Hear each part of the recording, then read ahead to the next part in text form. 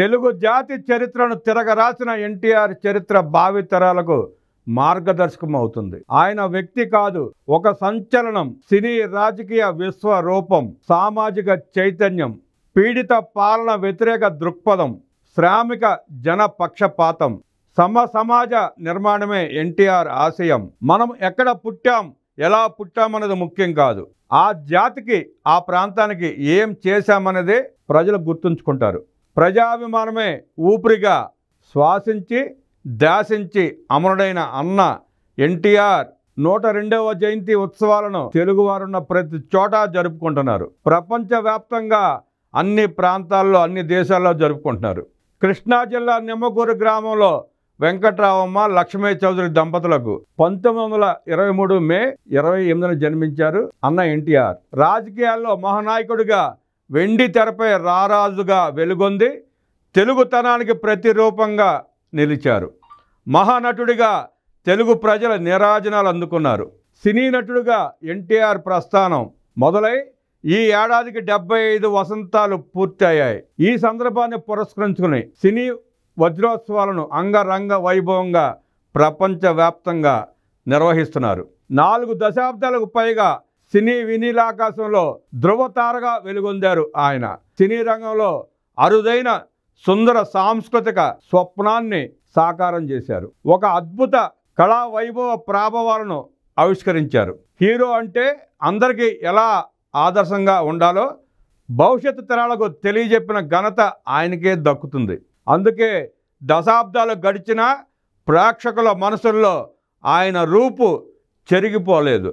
తెలుగు తెరపై అందాల రాముడైనా, కొంటె కృష్ణుడైనా, ఏడుకొండల వాడైనా, ఇలా ఏ పాత్రనైనా ఎన్టీఆర్ చేస్తేనే ఆ పాత్రలకు నిండుదనం వస్తుంది. కేవలం పౌరాణిక పాత్రలే కాదు, సాంఘిక, జానపద, చారిత్రక సినిమాలు ఏదైనా ఆయన నటిస్తే ఆ పాత్రకు పరిపూర్ణత చేకూరుతుంది. సినిమాలను కేవలం వ్యాపారాత్మకంగా కాకుండా కళాత్మకంగా, సందేశాత్మకంగా, సంఘర్షణాత్మకంగా మలిచారు. ప్రేక్షకులను ఆలింపజేసే, ఆచరణకు పురిగొల్పెట్టేట్లు ఆయన చిత్రాలు ఉండేవి. అశాంతి, అభద్రత, ఆర్థిక అసమానతలతో జీవించే ప్రజల దుర్భర పరిస్థితులను కళ్లకు కట్టినట్లు చూపించేవారు. దానవీర సూరకర్ణ చిత్రంలో దుర్యోధనుడి పాత్ర ద్వారా ఆయన నోటి నుంచి వెలువడిన మాటల తోటాలు అత్యంత సంచలనం రేపాయి. కుల వర్గ వ్యవస్థలే ఈ సమాజాన్ని పట్టి పీడిస్తున్న రుగ్మతులుగా అభివర్ణించారు ఆయన. సమాజంలో అంతరాలు సృష్టిస్తూ అంటరానితనాన్ని ప్రోత్సహించే విధానాలను నిరసించారు ఆయన. ఆ చిత్రంలో ఆయన పోషించిన శ్రీకృష్ణ, కర్ణ, దుర్యోధన పాత్రలు అనితర సాధ్యం అని చెప్పాలి. పల్నాటి యుద్ధంలో బ్రహ్మనాయుడు పాత్ర ద్వారా చాపకూడు సిద్ధాంతాన్ని ప్రబోధించారు ఎన్టీఆర్. మరికొన్ని చిత్రాల్లో కుటుంబ నియంత్రణపై ధ్వజమెత్తారు. జనాభా పెరగడం వల్ల సంపద పెరుగుతుందని ఆనాడే ఎన్టీఆర్ చెప్పారు. మన దేశం చిత్రం ద్వారా సినీ రంగం ప్రవేశం చేశారు ఎన్టీఆర్. పాతాళ భైరవి సినిమాతో ఎన్టీఆర్ పేరు సుస్థిరమైంది. మాయాబజార్లో తొలిసారి కృష్ణుడిగా నటించిన ఎన్టీఆర్ ఆ తర్వాత పాత్రలో 30కి పైగా సినిమాల్లో కనిపించి అభిమానులను అలరించారు. అలాగే శ్రీరాముడి పాత్రలో అనేక చిత్రాల్లో కనిపించారు ఎన్టీఆర్. 1963లో విడుదలైన లవకుశ సినిమా శ్రీరాముడిగా ఎన్టీఆర్కి ఎన్నలేని కీర్తి ప్రతిష్టలు సంపాదించి పెట్టాయి. సీతారామ కళ్యాణం సినిమాకు తొలిసారి దర్శకత్వం వహించి రావణాసురుడిగా నటించి మెప్పించారు ఎన్టీఆర్. భీష్ముడు, బృహణుల లాంటి భిన్నమైన పాత్రలు, రావణుడు, దుర్యోధనుడు లాంటి ప్రతి నాయక పాత్రలను పోషించి మెప్పించారు ఎన్టీఆర్. తాను ఎంచుకునే కథల్లో రైతులు, సమకాలీన సమస్యలు, వాటి పరిష్కారాలు ఉండేలా చూసుకునేవారు ఎన్టీఆర్. కర్షకులే కాకుండా కార్మికుల కష్ట సుఖాలను ఇతివృత్తాలుగా తీసుకుని నటించారు ఎన్టీఆర్. ఈ తరహాలో నటించిన నటులు దేశంలో మరొకరు కనిపించరు. కృష్ణుడు, రాముడు ఎలా ఉంటారంటే అది వేరే చెప్పాలా, ఎన్టీఆర్లోనే ఉంటారని చెప్పుకుంటారు. రాజకీయాల్లోకి వచ్చిన తర్వాత కూడా సినీ రంగాన్ని వీడకుండా 13 చారిత్రక, 55 జానపద, 186 సాంఘిక 44 పౌరాణిక చిత్రాల్లో నటించి తెలుగు తెరపై చెరగని ముద్ర వేశారు అన్న నందమూరి తారక రామారావు. 4 దశాబ్దాల పాటు తనను ఆరాధించిన ప్రజలకు ఏదైనా చెయ్యాలనే తపనతో రాజకీయ రంగ ప్రవేశం చేశారు అన్న ఎన్టీఆర్. సాంప్రదాయ రాజకీయాలను విడనాడి నూతన రాజకీయ వ్యవస్థకు, సంస్కృతికి శ్రీకారం చుట్టారు ఎన్టీఆర్. సినీ రంగంలో ఉన్నప్పుడు కూడా చైనా దురాక్రమణ జరిగిన సమయంలో అమర జవాన్ల కుటుంబాలను ఆదుకోవడం కోసం దివిసీమ ఉప్పెన సమయంలోనూ జోలె పట్టి ఊరూరా తిరిగి బాధితులను ఆదుకున్నారు ఎన్టీఆర్. ఎన్టీఆర్ రాజకీయ ప్రవేశం చేసే నాటికి రాష్ట్రంలో రాజకీయ శూన్యత, అస్థిరత్వం నెలకొని ఉన్నాయి. ఉజ్వల చరిత్ర కలిగిన తెలుగు జాతి ఉనికిని కోల్పోయే పరిస్థితులు వచ్చాయి. ఆనాటి కాంగ్రెస్ పెద్దలు తెలుగువాడి ఆత్మగౌరవాన్ని అస్థినలో అనా పైసలకు అమ్మకానికి పెట్టారు. ఏ క్షణం ఎవరు ముఖ్యమంత్రి అవుతారో, ఎవరు ఎంతకాలం ఉంటారో తెలియని పరిస్థితి నాడు. ప్రజాభిప్రాయానికి, ప్రజాస్వామ్యానికి తావు లేదు.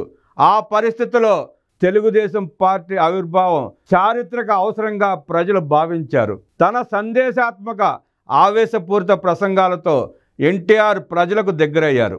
ప్రజా వ్యతిరేక విధానాలపై 9 నెలలు అవిశ్రాంతంగా పర్యటించి ప్రజలను తన ఉపన్యాసాల ద్వారా చైతన్యపరిచి భరోసా నింపారు. తెలుగువాడిలో పౌరుషాగ్ని రగిలించి జనాన్ని అదిలించి కదిలించారు. ప్రజలను తరలించాల్సిన పని లేదు. స్వచ్ఛందంగా మైళ్ళకు మైళ్ళు నడుచుకుంటూ పగలు రాత్రులు తేడా తెలియకుండా ఎన్టీఆర్ను ఒక్కసారైనా చూడాలని, ఆయన ప్రసంగాలను వినాలని లక్షల సంఖ్యలో ప్రజలు హాజరయ్యేవారు. తెలుగుదేశం పిలుస్తోంది, రా కదలి రా అంటూ పిలుపునిచ్చారు. సమాజమే దేవాలయం, ప్రజలే దేవుళ్ళంటూ నినదించారు. ఎలాంటి రాజకీయ నేపథ్యం లేని అతి సామాన్యులను, యువత, విద్యావంతులను ఎన్నికల కురుక్షేత్రంలో నిలిపారు అన్న ఎన్టీఆర్. ఆయన చేసిన సాహసోపేతమైన ప్రయోగం రాజకీయ రంగాన్ని ఓ కుదుపు కుదిపింది. 294 స్థానాలు గల శాసనసభలో 202 స్థానాల్లో తెలుగుదేశం అభ్యర్థులు విజయం సాధించారు. 1983 జనవరి 9న ఎన్టీఆర్ తొలి కాంగ్రెసేతర ముఖ్యమంత్రిగా గతానికి భిన్నంగా ప్రజల మధ్య ప్రమాణ స్వీకారం చేశారు. నేడు దేశంలో అమలవుతున్న సంక్షేమ పథకాలన్నింటికీ ఆయనే ఆద్యుడు. కిలో ₹2 బియ్యం, పేదలకు పక్కా గృహాలు, జనతా వస్త్రాలు లాంటి అనేక విప్లవాత్మక నిర్ణయాలు ఆయన తీసుకున్నారు. ₹50కే హార్స్ పవర్ విద్యుత్, వృద్ధాప్య పెన్షన్ లాంటి అనేక సంక్షేమ పథకాలకు శ్రీకారం చుట్టారు అన్న ఎన్టీఆర్. ఎంతకాలం జీవించామనే దానికన్నా ఎలా జీవించామన్నదే ముఖ్యం. ప్రతి అడుగు ప్రజల కోసం, ప్రగతి కోసం తపిస్తూ అనేక పాలనా సంస్కరణలు తీసుకొచ్చారు ఎన్టీఆర్. ప్రజాస్వామ్యయుతంగా ఎన్నికైన ఎన్టీఆర్ ప్రభుత్వాన్ని ఆనాటి కేంద్రంలో కాంగ్రెస్ ప్రభుత్వం కూలగొట్టడంతో దేశవ్యాప్తంగా ప్రజలు నిరసన వ్యక్తం చేశారు. ఒక ముఖ్యమంత్రి కోసం యావత్ దేశం స్పందించింది. ఎన్టీఆర్ నెల రోజుల్లోనే తిరిగి ముఖ్యమంత్రి అయ్యారు. ఆ క్లిష్ట సమయంలో ఎన్టీఆర్ గారికి చంద్రబాబు గారు బాసటగా నిలిచారు. ఇందిరాగాంధీ హత్యతో దేశమంతా సానుభూతి పవనాలు వీచినా 35 పార్లమెంటు స్థానాలు గెలుచుకొని తెలుగుదేశం ప్రధాన ప్రతిపక్షంగా నిలిచింది. నాడు జాతీయ స్థాయిలో కాంగ్రెస్కు ప్రత్యామ్నాయంగా నేషనల్ ఫ్రంట్ ఏర్పాటు చేశారు అన్న ఎన్టీఆర్. దానికి ఆయనే చైర్మన్గా వ్యవహరించారు. కాలక్రమంలో ఎన్టీఆర్ వారసత్వాన్ని జాతీయ స్థాయిలో చంద్రబాబు కొనసాగించారు. ఎన్టీఆర్ ఆత్మ గౌరవానికి ప్రతీక అయితే చంద్రబాబు ఆత్మ విశ్వాసానికి ప్రతిరూపంగా నిలిచారు. ఇరువురి వారసత్వాన్ని పుణికిపుచ్చుకొని యువనేత నారా లోకేష్ 1 కోటి మంది సభ్యులతో తెలుగుదేశం పార్టీని అద్వితీయ శక్తిగా మలిచారు. ఈ ముగ్గురు కలిసి ఒక ప్రాంతీయ పార్టీకి జాతీయ దృక్పథం తెచ్చారు. తెలుగు జాతి చరిత్రను సుసంపన్నం చేసి తెలుగు ప్రజల గమ్యాన్ని నిర్దేశించారు. చరిత్ర సృష్టించిన శౌర్య ధనుడు, చరిత్రనే మార్చిన తెలుగు విభుండు. అందుకే తెలుగు జాతి ఉన్నంత వరకు జన హృదయాల్లో ఎప్పటికీ ఎన్టీఆర్ చిరస్మరణీయుడు. ఆయన స్థానం సుస్థిరం, ఆయన కీర్తి అజరామరం. మే 28న ఎన్టీఆర్ జన్మదినాన్ని ఆత్మగౌరవ దినంగా ప్రకటించి ప్రభుత్వం అధికారికంగా జయంతి వేడుకలను నిర్వహించడంతో పాటు సెలవు దినంగా ప్రకటించాలి. అంతటి విశిష్ట లక్షణాలు కలిగిన ఎన్టీఆర్కు కేంద్రం భారతరత్న ఇచ్చి గౌరవించాలి. జోహార్ ఎన్టీఆర్, జై తెలుగుదేశం.